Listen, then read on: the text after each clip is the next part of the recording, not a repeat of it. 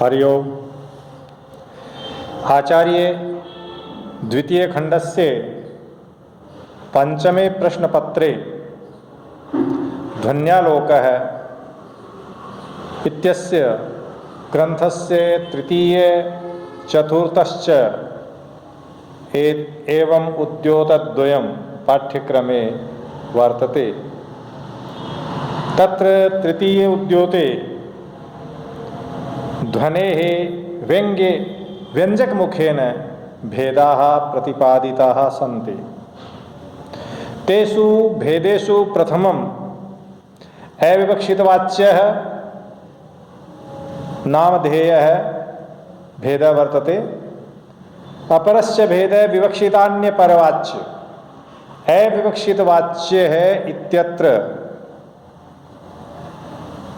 व्यंग्यस्य कृते वाच्यस्य आवश्यकता नास्ति, यतो हि असौ व्यंग्यः लक्षणामूलः वर्तते। लक्षणायाः कृते वाच्यस्य आवश्यकता भवति, किन्तु व्यंग्यस्य अर्थात ध्वनेः कृते वाच्यस्य अत्र आवश्यकता नास्ति। लक्षणा मूले यस्मिन्, लक्षणा है जिसके मूल में, वो व्यंग्य जो है लक्षणा मूल व्यंग्य है, क्योंकि यहाँ व्यंग्य के लिए वाच्य विवक्षित नहीं। अस्य प्रभेदस्य अर्थांतर संक्रमितः अत्यंत तिरस्कृतश्च यदि भेदद्वयम् अस्ति। विवक्षितान्यपरवाच्य इत्यस्यापि प्रथमम् अत्र वाच्य है विवक्षः विवक्षितः वर्तते, अर्थात वक्तुः विवक्षा व्यंग्यस्य कृते वाच्य वर्तते भवति। विवक्षित होती है यानी व्यंग्य अर्थ की प्रतिपादन के लिए वाच्य की वहाँ विवक्षा होती है, वो विवक्षितान्य परवाच्य। तत्र अर्थांतर संक्रमितस्य अत्यंत तिरस्कृतस्य च अर्थांतर संक्रमित वाच्यस्य अत्यंत तिरस्कृत वाच्यस्य च पदे वाक्ये च प्रकाशता भवति। अर्थात अर्थांतर संक्रमित वाच्य है पदे भी प्रकाशितः भवति, वाक्ये भी भवति। ध्वन्यालोकस्य गूगल मीट इत्यत्र अध्ययनं पूर्वं जातम्। इदानीं केवलं संक्षिप्त रूपेण अस्य भेदाः प्रतिपादयिष्यन्ते। तत्र अर्थांतर संक्रमित अत्यंत तिरस्कृत वाच्ययोः तत्प्रकाशतायाः प्रथमम् अत्र उदाहरणं पश्यन्तु भवन्तः। अत्यंत तिरस्कृतस्य तत्प्रकाशतायाः एकम् उदाहरणं शृण्वन्तु भवन्तः। अत्र सप्तैताः समिधः स्त्रियः। अयं श्लोकः अस्ति क्षमा धृति इत्यादि, तत्र सप्त समिधः कथिताः सन्ति। वो कह रहे हैं कि लक्ष्मी के वृद्धि के लिए 7 समिधाएं हैं। एताः सप्त श्रियः समिधः, ये 7 लक्ष्मी को बढ़ाने वाली। समिध शब्द का वाच्यार्थ है काष्ठ, लकड़ियाँ। लक्ष्मी को बढ़ाने में लकड़ी का कोई योगदान नहीं है, तो ये क्या हुआ, बाधित हुआ। समिध शब्द जो है वो वाच्यार्थ उसका, समिध का कहना हुआ काष्ठ, दारू, ये वाच्यार्थ है। अब इससे दारू का यानी काष्ठ का यहाँ इस वाक्य में कि धृति क्षमा आदि जो हैं ये लक्ष्मी का वृद्धि करने वाले, इस अर्थ में इसकी बाधा हुई। बाधा होते ही जो लक्ष्यार्थ है यहाँ पर वो यहाँ दूसरा है। जो वाच्यार्थ यहाँ पर था इसका कि वाच्यार्थ था काष्ठ, लेकिन लक्ष्यार्थ है उद्दीपक तत्व, उद्दीप्त करने वाले। ये 7 कारण हैं जो लक्ष्मी को उद्दीप्त करते हैं, अर्थात वृद्धि करते हैं, बढ़ाते हैं। तो अनन्य उद्दीपकता इनका ये व्यंग्य है यहाँ। तो ये बाधा होकर के उपस्थित होता है, लक्षणामूल है। और पहले वाला जो अर्थ है दारू काष्ठ, उसको अत्यंत तिरस्कृत इसने कर दिया। इसका और भी उदाहरण कह सन्नद्धे वीरः विधुराम त्वय्योपेक्षेत जाया। तो सन्नद्ध शब्द से अर्थ है युद्ध तत्परता। युद्ध तत्परता का यहाँ मेघदूत में कोई लेना देना नहीं है, ये मेघदूत से लिया गया है। सन्नद्धे अर्थात युद्ध तत्परत्वे। तो यहाँ मुख्यार्थ में बाधा आई, तो उद्यतत्वे सन्नद्धे उद्यतत्वे, ये लक्ष्यार्थ है कि सन्नद्ध होने का मतलब तैयार होना।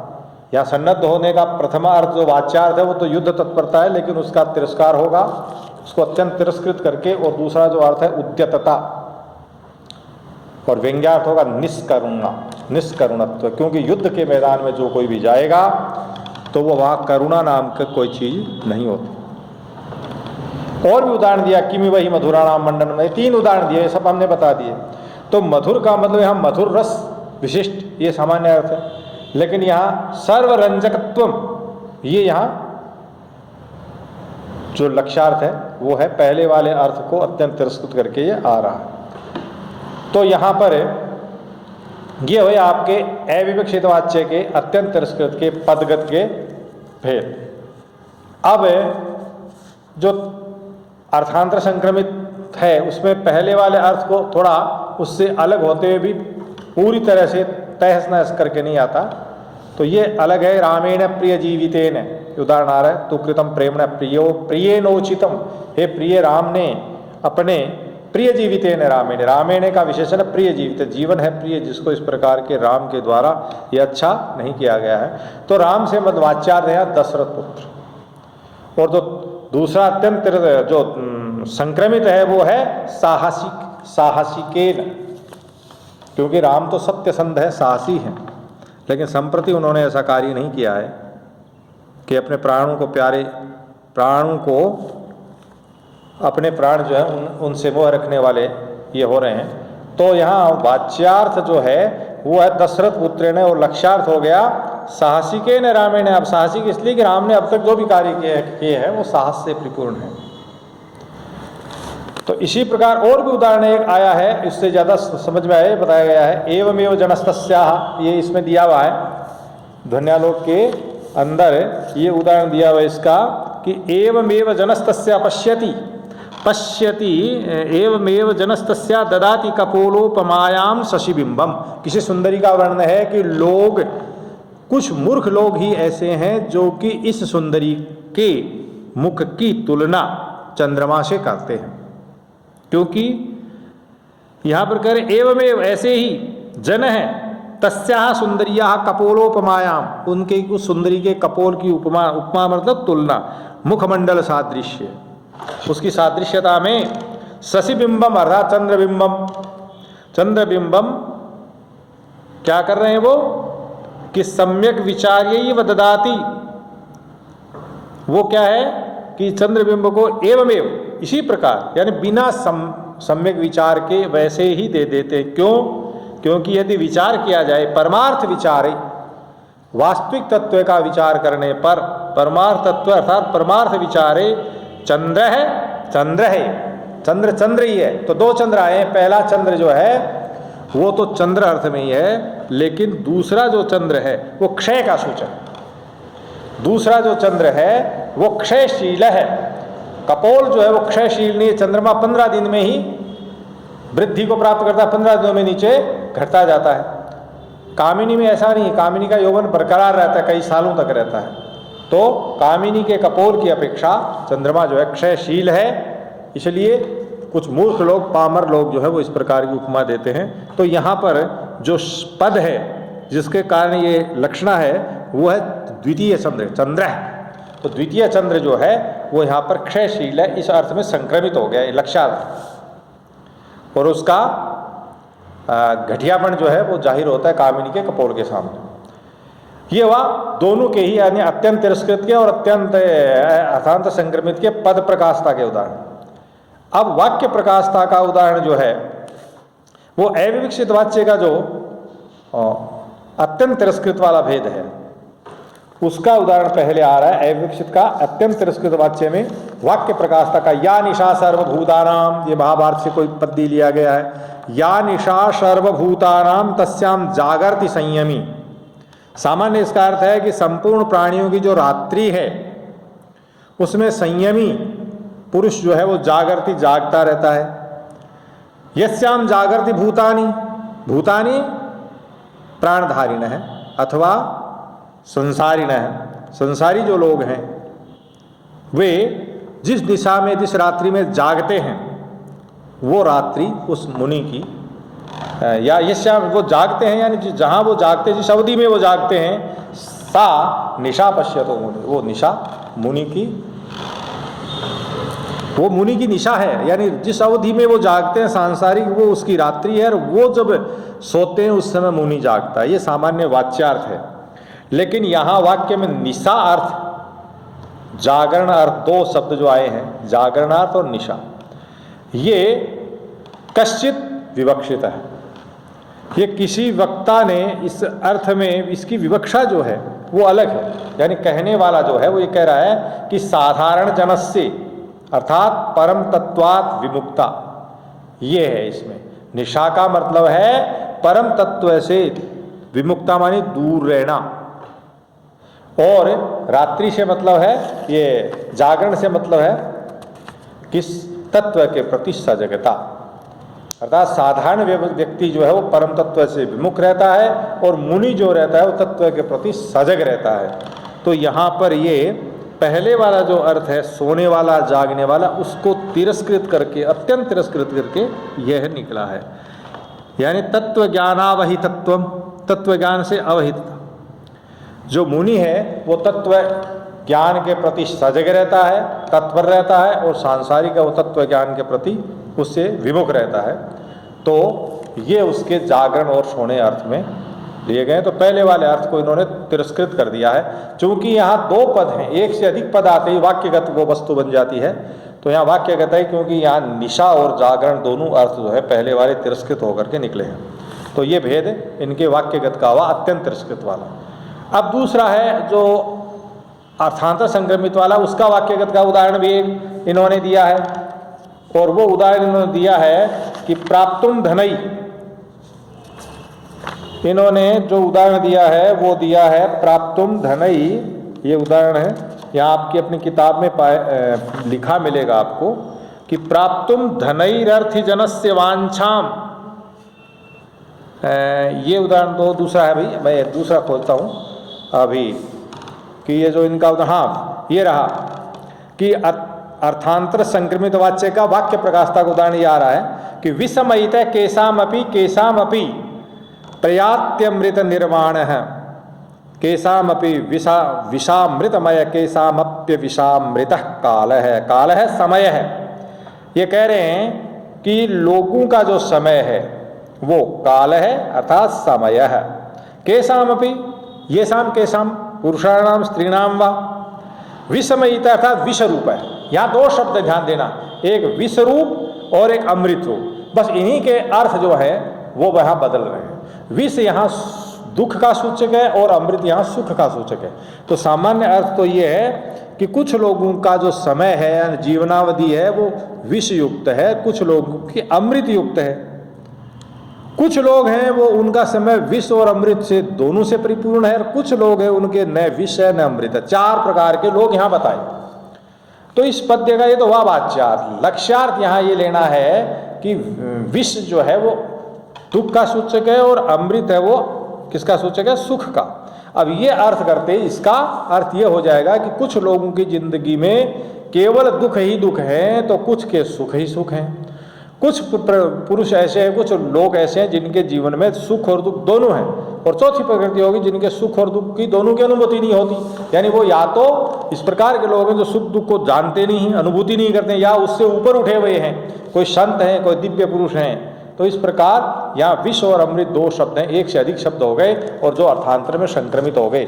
विष दुख का पर्याय बन गया और अमृत सुख का बन गया। तो ये इस प्रकार के दो पद होने से वाक्य प्रकाशता होगी अर्थांतर संक्रमित की। ये उदाहरण हमने ये बता दिए थे। इसके बाद में जो अगला भेद अपने यहाँ आता है वो है, उसके बाद में आगे आया कि विवक्षितान्य परवाच्य जो है, जो दूसरा भेद है, उसके संलक्ष्य क्रम और असंलक्ष्य क्रम दो भेद हुए। असंलक्ष्य क्रम तो रसादी ध्वनि हुई, तो इसके तो बाद में बताएंगे। दूसरा जो संलक्ष्य क्रम है उसके शब्द शक्त्युत अर्थ शक्त्युत दो भेद करते हैं आचार्य मम्मट, तीसरा उभय शक्त्युत भी करते हैं। तो शब्द शक्त्युत जो है, जिसका दूसरा नाम अर्थ शक्त्युत और शब्द शक्त्युत का एक अनुरणन नाम भी है, जिसे रणन कहते हैं ध्वनि को, नाद को, और अनुरणन जो पलट करके ध्वनि प्रतिध्वनि आती है। जैसे घंटा बजाया तो जोर से जब बजा तो कान फोड़ने वाला स्वर निकलता है, तो उसकी तरह तो वाच्य है, लेकिन पलट करके जो मधुर ध्वनि आती है बाद में धीरे धीरे धीमी होती जाती है, वो अनुरणन है। तो उस अनुरणन ध्वनि का उदाहरण जो है, जो शब्द शक्त्युत वाला है, वो दिया है इन्होंने आगे पद्य में। देखिए पुस्तक में, प्राप्तुम धनई रर्थिजनस्य वांछाम देवेन दैवेन सृष्टो यदि नामनास्मि पथि प्रसन्नाम्बुधरस्तडागः कूपोऽथवा किन्न जड कृतोऽहम्।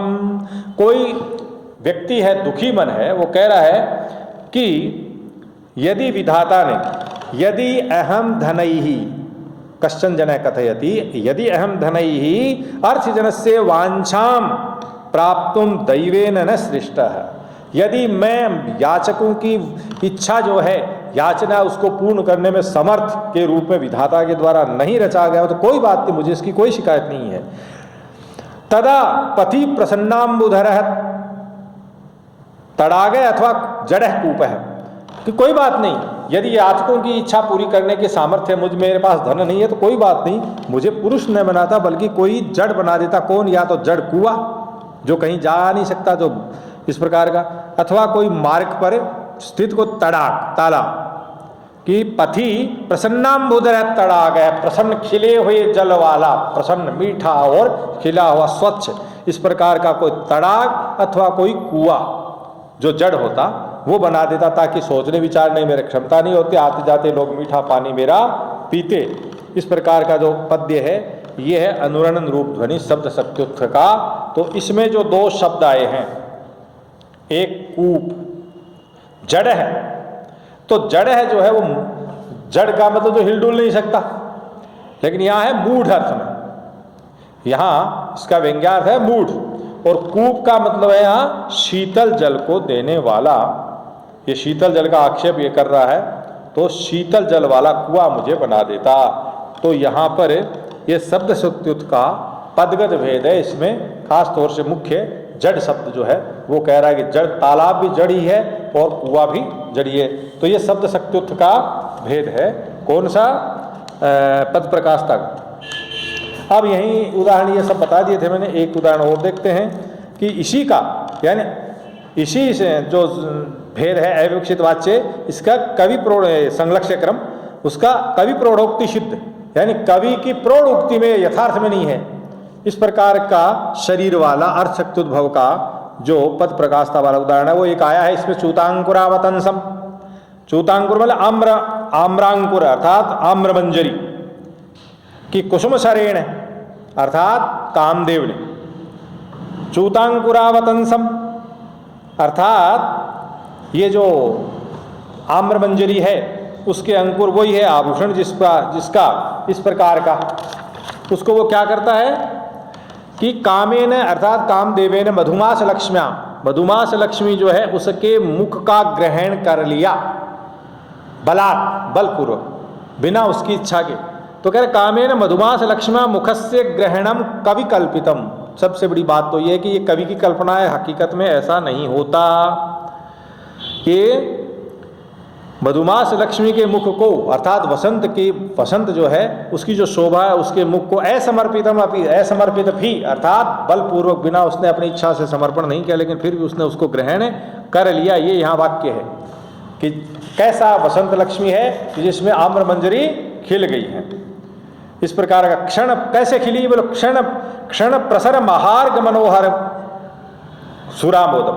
क्षण का मतलब समय, कौन? वसंत का समय के फैल जाने से अत्यंत शोभा जिसकी विकसित हो गई है, इस प्रकार के मुख को कुसुम सर के द्वारा, कुसुम सरेण कामदेवेन, उस लक्ष्मी मुख, वाक्य इतना है कुसुम सर ने चूतांकुरावतंसम आम्रमंजरी जिसमें विकसित हो चुके, इस प्रकार के वसंत काल में लक्ष्मी के मुख को उसने ग्रहण कर लिया।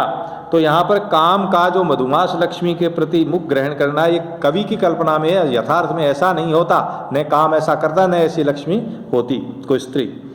तो असमर्पितम से मतलब है मुख का जो ग्रहण किया है वो यहाँ बलात्कार, यहाँ इसका जबरदस्ती होना इसका प्रकाशित होता है। नायिका का, अगर नायिका प्रौढ़ होती है तो वो अपना मुख सामने स्वयं ही कर देती है, वो स्वयं ही आतुर हो जाती है। लेकिन चूंकि यहाँ नवोढ़ा नायिका दिखाया गया इसको, तो नायिका के नवोढ़ात्व जो है वो यहाँ व्यंजना के रूप में दिखाया गया और नायक की हठ धर्मिता यहाँ दिखाई गई है।